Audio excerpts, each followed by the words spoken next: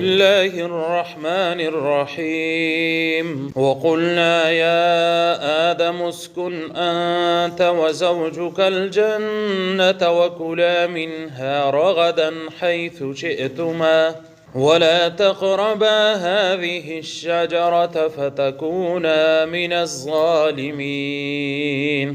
وقلنا ومنغا يا آدم اسكن آدم عليه السلام اوسیگا انت تا و زوجک الجنت او بیبیستا په جنت کی وکلا او خری دوانه منها د دغی جنتنا رغدن فراخا حيث شئتما کم زینه چې خوخه شستاسو دوانو ولا تقربا او منز دې کې گئی هذه الشجره دغی ونیتا فتكون فشيبتاسو من الظالمين د ظالمانونه.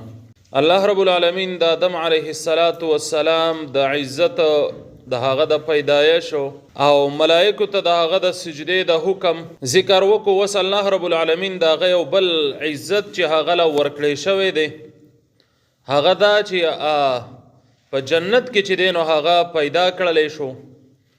د دې تذکره الله رب العالمین کوي، یعنی یو بل عزت هم آدم علیه السلام ته ورکړی شوی دی. دویمه خبره وسره دا ده چې دلته وسره تذکره وشول و زوجک الجنت او بیبیستا په جنت کی.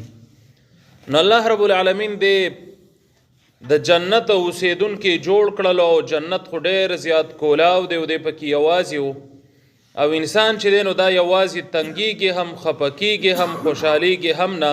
الله رب العالمین د ګسې پختۍ نه د بیبي حوا بیبي چې دی نو هغه پیدا کړله د سکون او اطمینان د پاره د خوشحالی د پاره او د نعمتونو د اتمام د پاره. ځکه چې که نعمتونه هر څونه یې خو چې جوړه برابر نه نو بیا نعمت نیمګړی د ښځه خاوند د یو بل نه بغیر نشي پاتې کېدلی.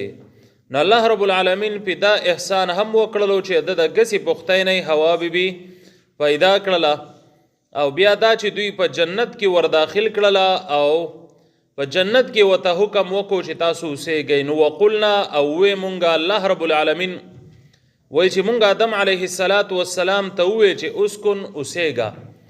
اسکن چې دی نو دلته کې د دې معنی اصل خو سکون دی، خو د سکون نه معنی مطلب دلته چې دی نو هغه د اوسیدلو معنی ده چې یعنی ته په جنت کې اوسیږه او انت تا و زوجک الجنت او بیبیستا په جنت کی.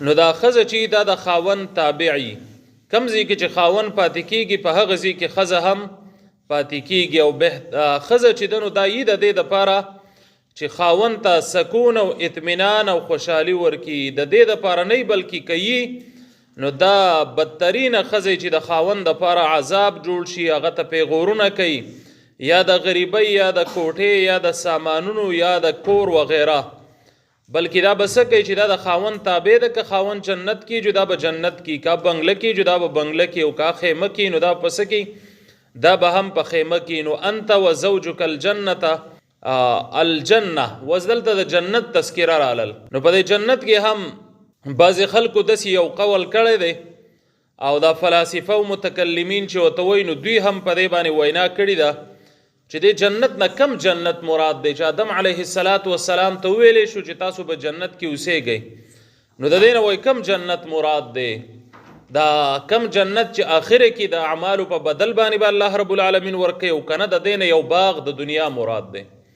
نه هغوی داسې وایي چې د دې نه یو باغ د دنیا مراد دی چې په دنیا کې یو ښکلی باغ و دې ته آدم علیه السلام او د هغه بیبي وردننه کړل او د هغې یو څو وجې دوی ذکر کوي. یوه خبره دا کوي چې جنت ته خو بغیر د عمل نه څوک نشي تللی، دا خو دارالثواب دی، یعنی د ثواب او د عمل په بدله کې به میلاویږي او هغه له عمل نو کړی نو څنګه ورته جنت میلاو شو.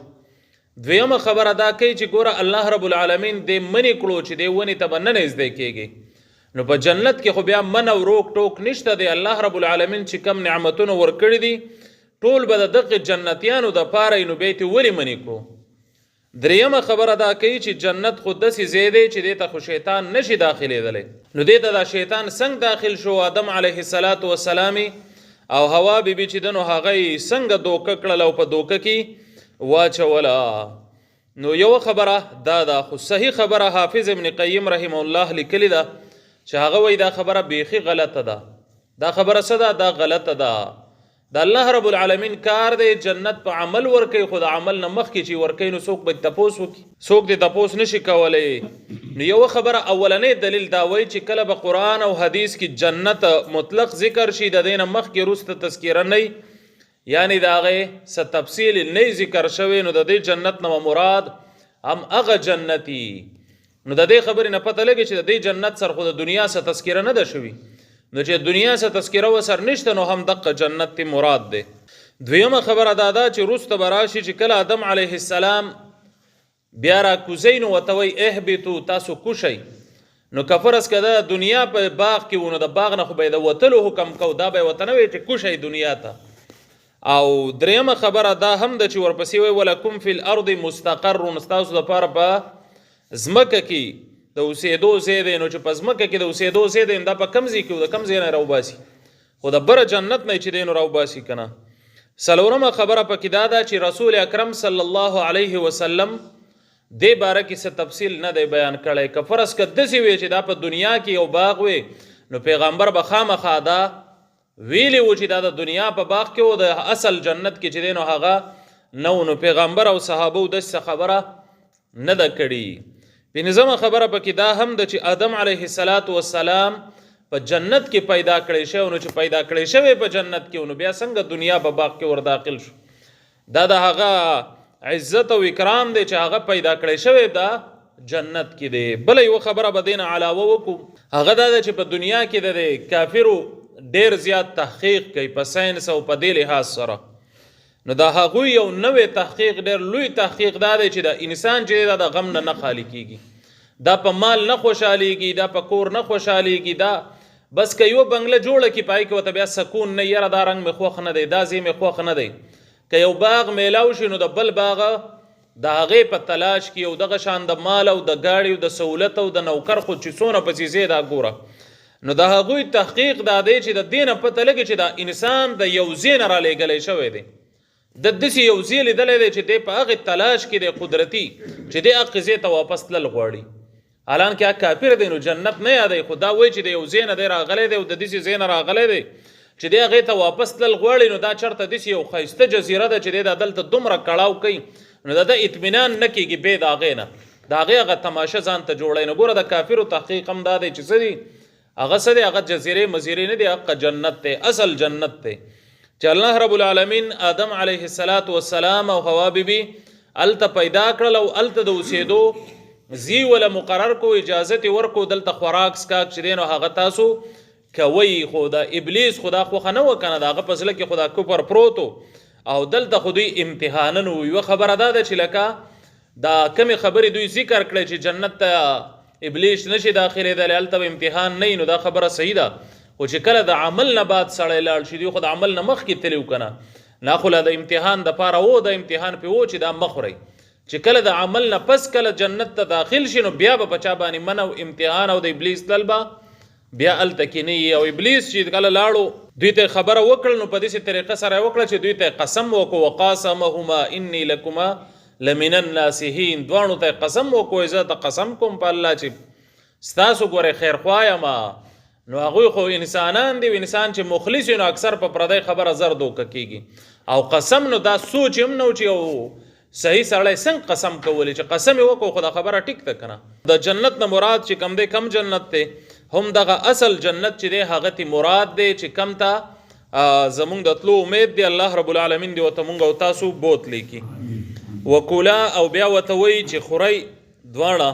دلته یوه صیغه استعمال کړله، نو دا یوه صیغه استعمال کړل خو د دواړو دپاره هغه دا ده چې په اوسېدو کې او په دې کې چې دی نو دا ښځه د خاوند تابع وي، خو خوراک چې دی نو دا خو د هر چا خپل خپل دی، هر څوک خپل خوراک کوي او د مرضۍ خبره هم ده.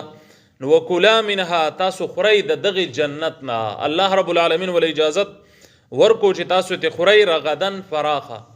نو د رغدن یو معنی دا کېږي چې پراخه، او دا معنی ښه ښکلې معنی هم ده، مختصر هم ده. خو د رغدن مفسرین داسې معنی هم کوي چې د دې نه هغه ځای مراد دی چې یو مبارک کور یا یو مبارک ځای او هلته کې بغیر د مشقت او بغیر د تکلیف نه هر یو څیز میلاویږي. نو رغدن هغې کور ته وایي چې مبارک ځي، برکت واله کوري او بغیر د مشقت او بغیر د تکلیف نه پکې هر یو څیز میلاویږي. نو دې ته به رغدن وایي. حیث شئتما د کم ځای نه چې ستاسو د دواړو خوښه شي. یعنی جنت خو ډېر زیات لوی دی، وسیع دی، مختلف نعمتونه دي پکې. نو د الله رب العالمین په دنیا کې څومره نعمتونه دي. په دنیا کې که یو څیز مونږ راوالو چې اوس مڼه ده، نو د مڼۍ یو نوم دی که نه، خو د مڼۍ کې بیا څومره ذاتونه دي. نو مونږ او تاسو اکثر خلک چې ستا لږ غونده کې پهچاني چې وایي وایي دا سواتۍ مڼه ده، دا دیر واله مڼه ده، دا چترالی مڼه ده، دا پکې کابل واله مڼه ده. بیا د یوې علاقه کې ډېر زیات نسلونه دي، دا زیړه ده او دا پکې سپینه ده او دا شنه ده او دا اوبو واله ده او دا هغه وچه پسته ده. نو چې په جنت کې بلا د نعمتونو څه اندازې چې په دنیا کې تقریبا یو چترال کې یو چترالی وی چې دلته 15 یا 16 قسمه مڼه چې دی نو هغه کېږي چې دا ماته پته ده. نو چې د جنت به څونه نعمتونه نو حیث شئتما، جنت خو ډېر زیات وسیع دی او ډېر زیات نعمتونه دي عجیبه عجیبه او ډېر زیات لوی دی. نو کم ځای نه چې ستاسو مرضي د هغې ځای نه خوراک تاسو کوئ. ولا تقربه او مه نږدې کېږئ هذه شجرته دې ونې ته. نو یو خبره دا ده چې الله ورته وایي دې ونې ته مه نږدې کېږئ، یعنې داسې ونه وی چې دې نه خوراک مه کوئ، دا ورته وایي دې ونې ته مه نږدې کېږئ. نو دې ځای کې زمونږ او ستاسو دپاره سبق دی چې حرام چې دی نو صرف د حرامو نه ځان نه ساتل، د حرامو د اسبابو نه ځان ساتل، د شک او د شبې د څیز نه ځان ساتل، حرامو ته نږدې نږدې نه ورتلل. هغه حدیث مونږ ذکر کړی چې پای کې ډېر تفصیل دی چې حلال ښکاره دي او حرام ښکاره دي. خو بیا په دې کې په منځ کې څه مشتبه څیزونه دي، د مشتبه نه ځان ساتل. چا چې د مشتبه نه ځان وساتو دی د حرامو نه بچ شو. څوک چې مشتبه کې واقع شو دا په حرامو کې واقع شو. نو ګوره دلته ورته وایي ولا تقربه هذه الشجرة، دې ونې ته نږدې کېږئ ما، یعنی خوراک خو به هسې هم نه کوئ خو مه نږدې کېږئ، ځکه چې نږدې شوې نو د واقع کېدو کې به څه شي اسانتیا به پیدا شي، واقع کېدل به ستا بیا ممکن شي. نو د دې نه ښه خبره دا ده چې دې ونې ته د سره نږدې کېږئ ما. نو چې الله کم څیزونه حرام کړي دي نو دې ته نزدېکت نه دی پکار. لکه بل ځای کې مونږ ویلو ولا تقربوا الزنا، زنا ته مه نږدې کېږئ. نو د هغې نه مراد څه دي چې زنا اسباب لکه بدنظري، ګانې اورېدل، اواز ته غوږې ښودل، ګپ لګول که نه دي چې غوندې قسمه، نو زنا ته نزدېکت نه دی پکارو. اوس دلته یې وویل چې هذه الشجرة، دا ونه د څه شي وه، دا ونه خو ده. نو په دې کې تقریبا مفسرینو هسې 2 اقوال چې دی هغه ذکر کړي دي. خو داسې به ووایو چې مختصر مشهور چې دی نو په دې کې غنم دی یا انځر دی یا انګور دی. خو په دې کې قرآن او حدیث داسې صراحت نه دی کړی چې دا ونه د څه شي وه. بس چې د هر څه ونه وه خو الله رب العالمین امتحانا ته آدم علیه السلام او د هغه بیبي منع کړې وه چې دې ونې له به نه ورځئ. نور 2 اقوال دي پکې، دغه پکې ډېر مشهور دی چې دا کم مونږه ذکر کړله. خو دې باره کې څه صراحت موجود نه دی چې دا ونه د څه شي ول. نو دې کې هم ډېر لرې بیا مونږه نشو تللی. نو هذه الشجرة فتكون فشی به تاسو من الظالمین، د ظالمانو نه. والظالم څه ته وایي؟ نو په هغه ځای کې څیز استعمالول چې کم ځای د هغې نه، یعنې په بل ځای کې څیز ایښودل یا استعمالولو. نو دلته کې ظلم ورته دا ویلی شو چې الله رب العالمین دومره جنت پراخه کړی دی او هر یو څیز اجازت دی. نو که دې څیز له تاسو ورځئ نو هسې نه چې تاسو په ظالمانو کې چرته حساب نشئ. الله رب العالمین دې عمل کولو توفیق را نصیب.